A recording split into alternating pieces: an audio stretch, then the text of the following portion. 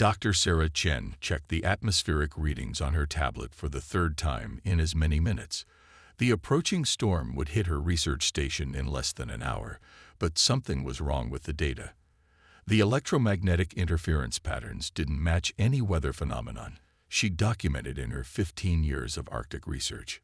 Through the reinforced windows of her station, the midnight sun cast an eerie glow across the endless expanse of ice and snow. The wind howled with increasing intensity, driving crystalline sheets of snow against the thermal barriers. But beneath that familiar Arctic symphony, Sarah detected an unusual sound, a high-pitched whine that made her teeth ache. The station's proximity alerts suddenly blared to life. Sarah rushed to the monitoring station, expecting to see another polar bear too close to the perimeter. Instead, the thermal imaging showed 3 small heat signatures, barely visible against the cold, moving erratically across the ice field. "That's impossible," she muttered, grabbing her extreme weather gear. The temperature outside was -40. Nothing that small could survive exposure for long. Yet the signatures persisted, growing weaker by the minute. Sarah knew the smart choice was to stay inside. The storm would hit any minute, and rescue teams couldn't reach her for at least 2 days. But those heat signatures were fading fast. Whatever was out there was dying. She sealed her thermal suit and pushed through the airlock into the howling wind. The midnight sun had disappeared behind roiling clouds that seemed to pulse with internal lightning. Sarah activated her helmet's heads-up display and followed the thermal signatures. She found them huddled in the lee of an ice ridge, 3 crystalline creatures about the size of human children. Their bodies were semi-transparent, with delicate lattices of what looked like living crystal forming protective shells around soft, bioluminescent cores.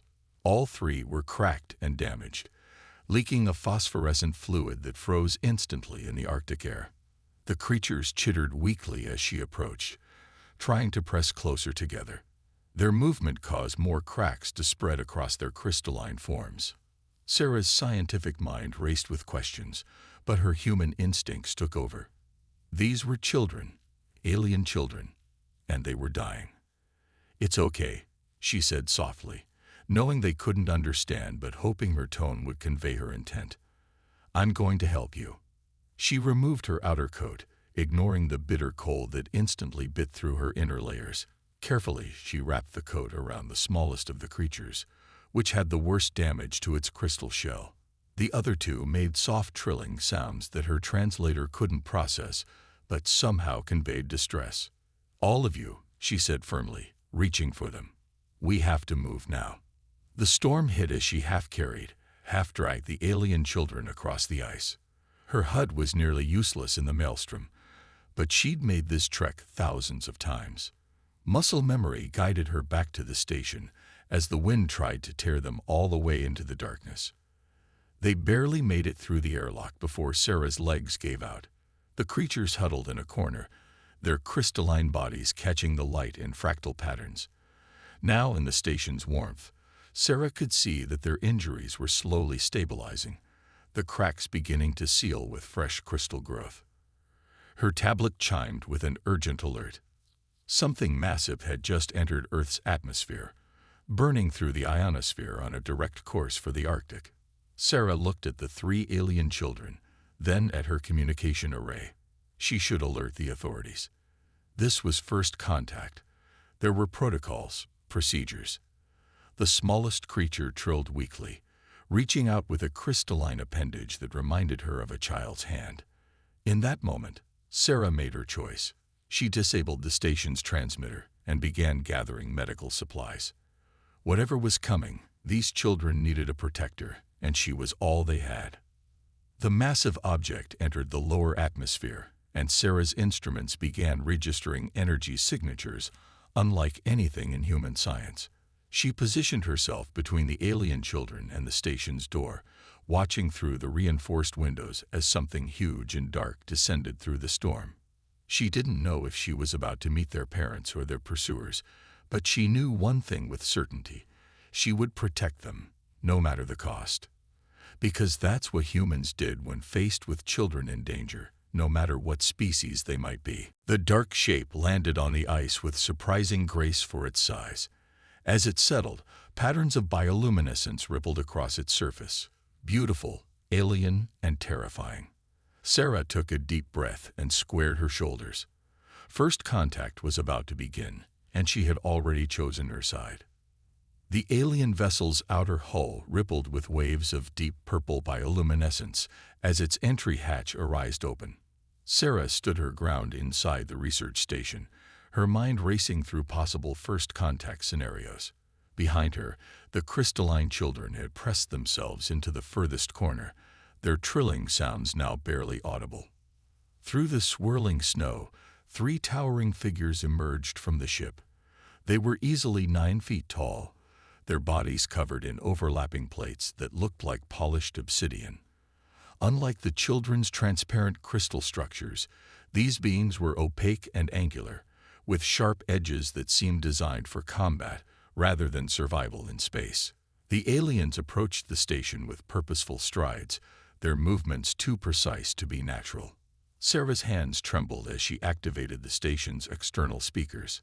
"This is Dr. Sarah Chen of the International Arctic Research Station," she announced, trying to keep her voice steady. "I have provided emergency aid to 3 juvenile alien life forms. They are injured but stable." The lead alien stopped just short of the station's entrance. Its obsidian plates shifted, revealing clusters of sensor arrays that pulsed with harsh red light. When it spoke, the sound was like grinding stone, but Sarah's universal translator struggled to process it. "Release the crystalline spawn," the mechanical translation finally managed.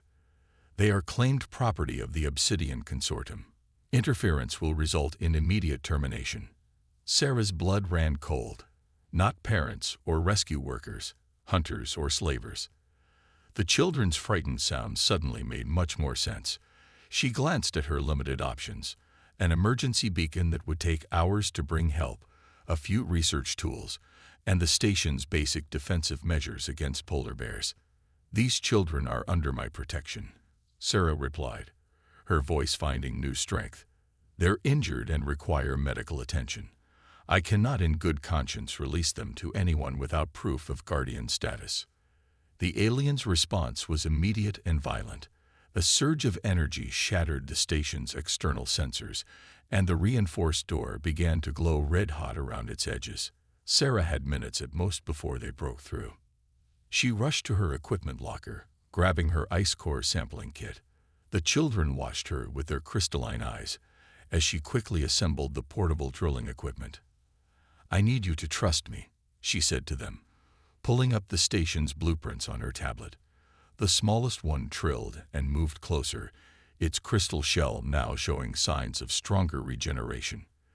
The others followed, their movements less pained than before. The door's hinges began to melt as Sarah led them to the station's maintenance level.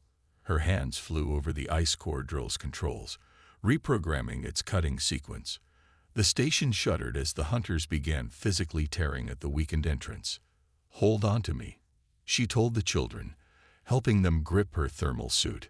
She activated the drill, and it quickly carved through the station's floor and into the ice shelf below.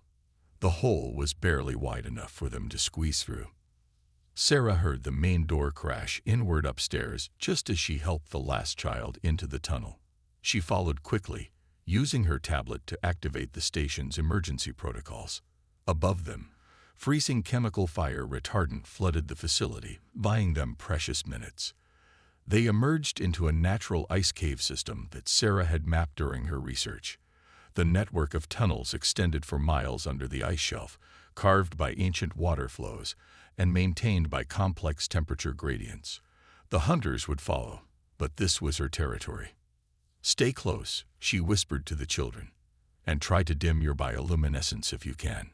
The crystalline beings seemed to understand, their internal light fading to barely visible glows.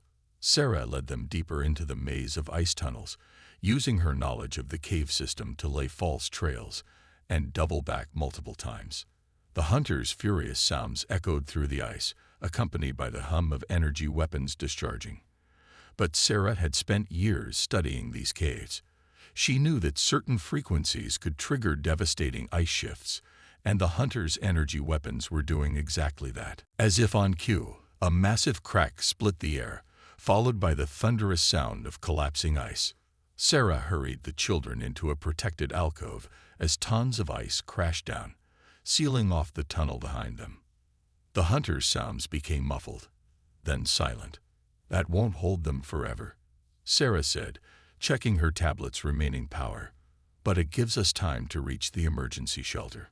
The smallest child trilled questioningly, its crystal shell producing a pattern that Sarah's translator finally recognized as gratitude. The other two moved closer to her, their shells resonating with similar patterns. She led them through the darkening tunnels, her mind already working on the next problem. The emergency shelter would protect them from the cold and hide them from sensors, but she needed a more permanent solution. The hunters wouldn't stop, and she couldn't keep the children in the ice caves forever. As they walked, Sarah noticed something extraordinary. Where the children's crystalline feet touched the ice, tiny patterns of frost formed. Not random shapes, but complex mathematical sequences. She recognized some of them from her research into climate data stored in ice cores. "You're not just hiding in the ice," she realized aloud. "You're reading it. All this time, I've been studying the ice to understand Earth's past, but you can communicate with it directly." The largest child touched the wall, sending ripples of frost across its surface. In the patterns, Sarah began to see something like language. Not just mathematical sequences, but stories encoded in the very structure of the ice. Perhaps, she thought, the key to saving them had been around her all along, locked in the ancient ice she'd spent her career studying. She just had to figure out how to decode it before the hunters broke through. The emergency shelter's walls hummed with activity as Sarah examined the complex frost patterns spreading across its surface. For 6 hours, she had watched the crystalline children communicate with the ice, their delicate shells resonating with each new pattern they created. Her tablet's memory was nearly full with recordings and attempts at translation.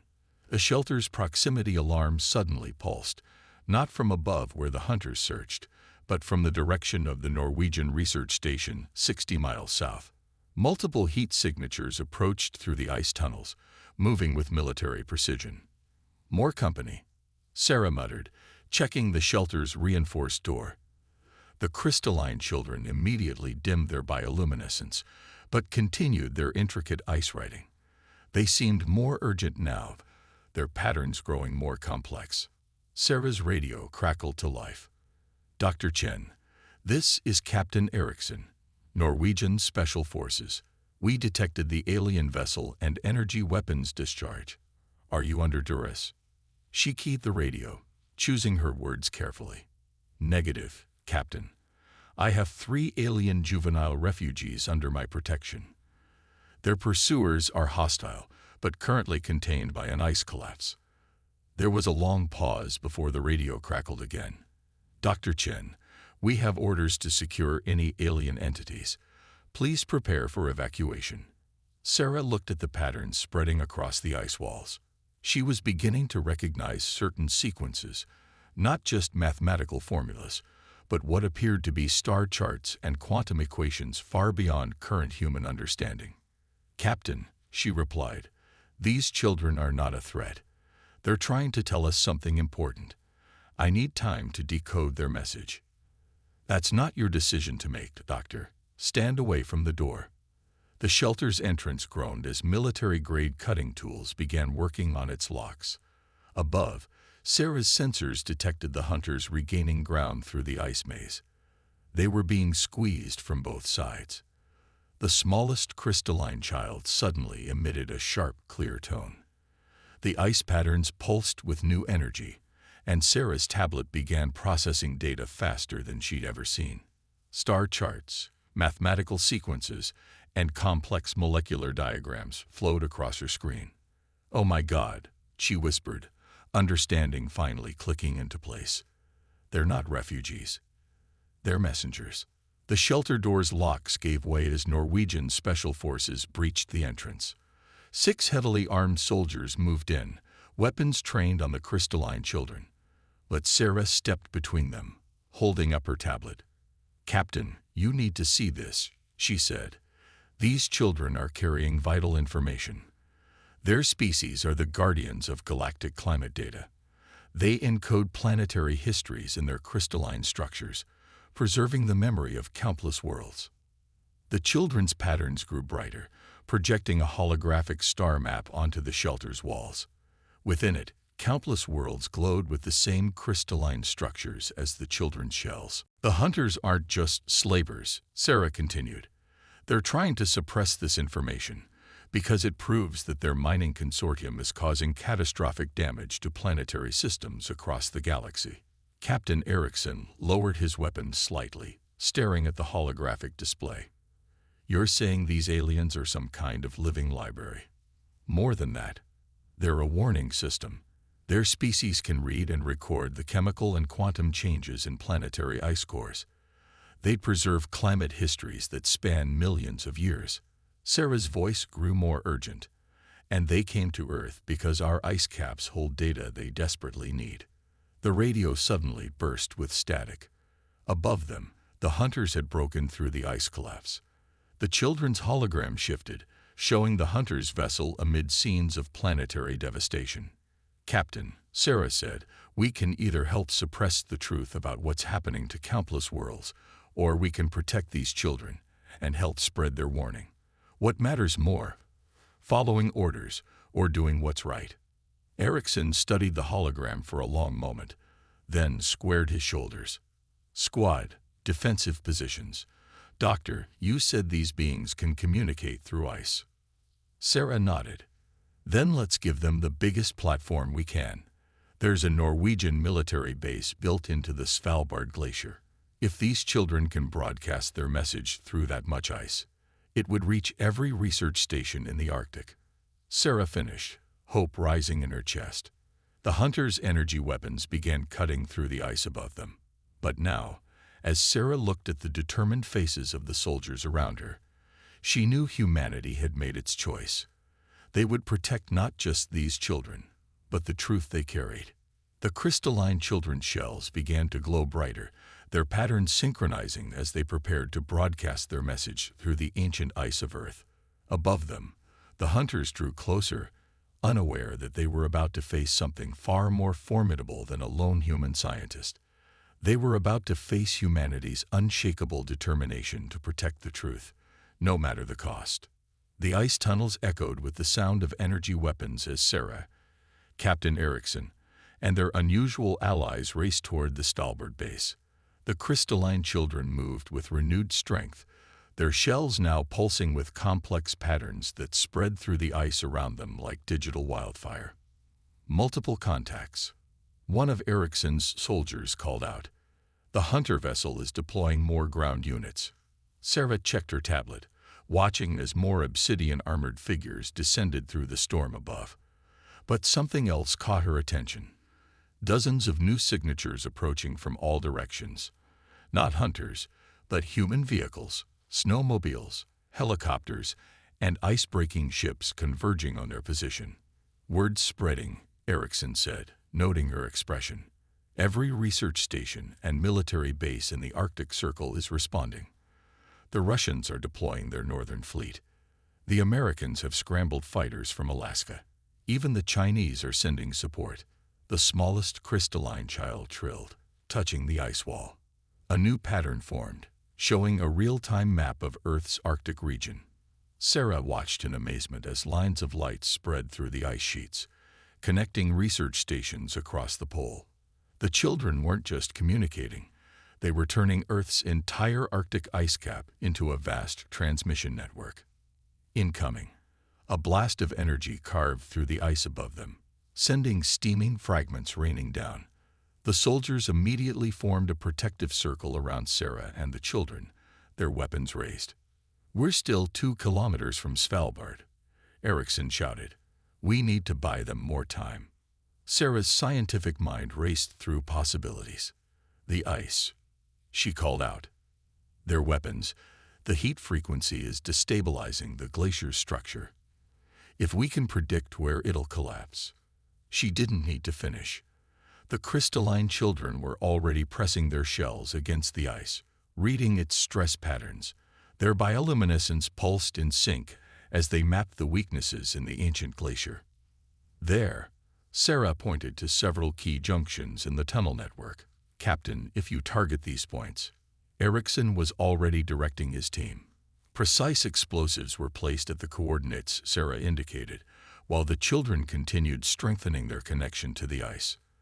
The hunters were closing in from multiple directions, their heavy footsteps vibrating through the glacier. The first hunter rounded the corner, its obsidian armor gleaming.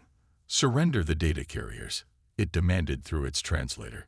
"This planet has no authority in galactic matters." "That's where you're wrong," Sarah replied, standing tall beside the children. "Earth signed no treaties with your consortium. We're neutral ground, and we've chosen to protect these children and their message." The hunter raised its weapon, but never got the chance to fire. The glacier groaned as Erickson's team detonated their charges. Massive sheets of ice began to shift, guided by the crystalline children's influence on the structure. The hunters found themselves cut off, trapped in rapidly sealing ice chambers. "Move," Erickson ordered, and their group pressed forward toward Svalbard. Above them, the storm intensified as the hunter vessel attempted to maintain its position against strengthening winds. Military aircraft circled it, keeping it contained but not yet engaging. They emerged from the ice tunnels into the vast chamber housing the Svalbard base. The facility was carved directly into the glacier, its walls lined with some of the most advanced research equipment on Earth. Scientists and military personnel from multiple nations were already working together, setting up additional power sources and monitoring equipment. The crystalline children's shells began to glow brighter than ever as they sensed the immense ice mass surrounding them. Their patterns spread across the chamber's walls, transforming the entire facility into a crystalline transmitter. "They're ready," Sarah said, checking her instruments. "The ice cap is perfectly aligned. They can broadcast their message across the entire galaxy from here." But the hunter vessel had other plans. It dove through the storm, weapons charging for a final assault. The chamber shook as energy beams began cutting through the glacier above. "They'll bring down the whole base," someone shouted. The crystalline children turned to Sarah, their patterns forming one final message on her tablet. "Trust us." She nodded, understanding. "Everyone back," she called out. "Let them work." The children's shells blazed with light as they connected fully with the glacier. The ice itself began to change, transforming into a crystalline structure that matched their own. The hunters' energy weapons were caught in the growing crystal matrix, their power redirected and amplified. The entire Arctic ice cap hummed with energy as billions of tons of ancient ice became part of the children's transmission network. Their message, the truth about planetary destruction and the hope for preservation, blazed out across the stars, impossible to suppress or deny. The hunter vessel's weapons overloaded as their energy was caught and reflected back by the crystalline ice. It retreated into the storm, its mission a complete failure. The trapped hunters found themselves contained in crystalline cells, their armor systems deactivated by the transformed ice. 3 months after the crystalline children's message echoed across the galaxy, Sarah stood at the window of the newly established planetary archives, watching ships arrive from distant stars. The facility, built deep within the Svalbard Glacier, had become Earth's first major extraterrestrial diplomatic installation. The ice itself still hummed with crystalline energy, its structure permanently altered by the children's transmission. "Dr. Chen," a melodious voice called from behind her. She turned to see one of the crystal elders, their shell towering and intricate, refracting the Arctic light in rainbow patterns. "The council is ready." Sarah followed the elder into the chamber they'd carved from the living ice.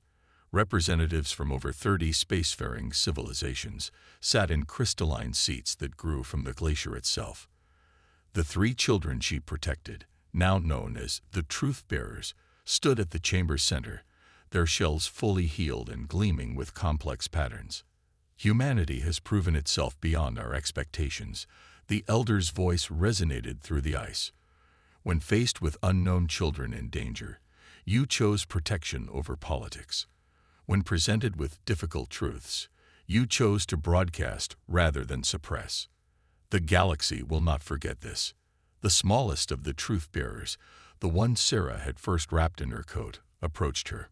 Its shell had grown more complex, but she could still see the original patterns of frost it had made in her research station. It extended a crystalline appendage, touching the ice at her feet. Patterns spread across the floor, forming words in every human language. We name Earth as the first archive of the free worlds. Here, the histories of planets will be preserved, safe from those who would destroy them for profit. And humanity will be their guardians. Captain Erickson, now commander of the Archive's security forces, stepped forward. Earth accepts this responsibility. Our scientists and military forces stand ready to protect the knowledge you entrust to us. The Hunter's vessel, now impounded at the edge of the facility, served as a reminder of what they stood against. Its crew had been tried under Galactic law, their connections to planetary destruction schemes exposed by the children's broadcast. The Obsidian Consortium's power was breaking, system by system, as the truth spread. Sarah watched as more crystalline beings emerged from the Aragan ships, each carrying the environmental histories of their worlds. They touched the glacier one by one, adding their knowledge to the growing network of information contained within Earth's ice. Patterns of light danced through the crystal matrix, each one a story of a world's life, death, or recovery. "There's something we still don't understand," Sarah said to the Elder. "Why Earth? Why trust us with this responsibility?" The Elder's shell resonated with patterns that her translator had finally learned to interpret as laughter. "Your ice cores already held the answer. We saw how your scientists fought to preserve and understand the climate history locked in your glaciers, how you faced difficult truths about your own world and worked to change course. Who better to guard the memory of other worlds?" The smallest truth-bearer trilled in agreement, its patterns showing the moments Sarah had chosen to help them despite the danger. That single human choice, to protect unknown children in need, had opened Earth's path to the stars. New chambers were already growing throughout the glacier as more knowledge poured in. Research teams from every nation worked alongside alien scientists, learning to read the histories preserved in crystal and ice. The archive was becoming more than a library. It was a symbol of hope for countless worlds. Sarah's tablet chimed with an alert. More ships were arriving, these bearing the marks of worlds that had suffered under the Consortium's exploitation. They came seeking both healing and justice, drawn by the promise of Earth's protection. "The real work is just beginning," she said, watching the new arrivals descend through the aurora-lit sky. The truth-bearer touched her hand, sharing a final pattern that needed no translation. An image of a human standing against the storm, choosing to protect those who needed help. It was humanity's defining moment, now preserved forever in the crystalline memory of the glacier. As Sarah looked out over the growing archive, she understood that Earth had found its place in the galaxy not through force or fear, but through the simple human instinct to protect the vulnerable and preserve the truth. The ice beneath her feet hummed with the histories of 1,000 worlds, each one a testament to the power of that choice.